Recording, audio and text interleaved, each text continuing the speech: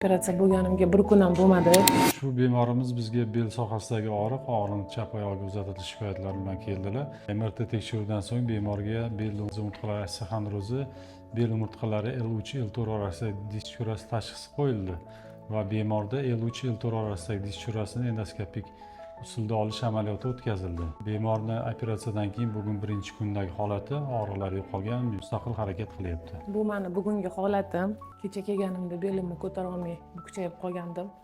Operatsiya bo'lganimga bir kun ham bo'lmadi, lekin Xudoga shukr. Korsetlar ham mana yo'q belimda. Belimni ko'tarib, g'o'damni ko'tarib yuryapman, og'riqlarim operatsiyadan keyin sirazi qolgan. Xudoga shukr, yaxshiman. Kimda shunaqa belda griza bo'lib, og'riqlar bo'layotgan bo'lsa, cho'zmasdan yurib kelinglar klinikaga. Hammasi yaxshi bo'lib, inshaalloh yaxshi bo'lib tuzalib chiqib ketasizlar. Grand Medical klinikasiga rahmat deyman. O'lmiskaga, Aziz aka sizga, ishlaringizga omad.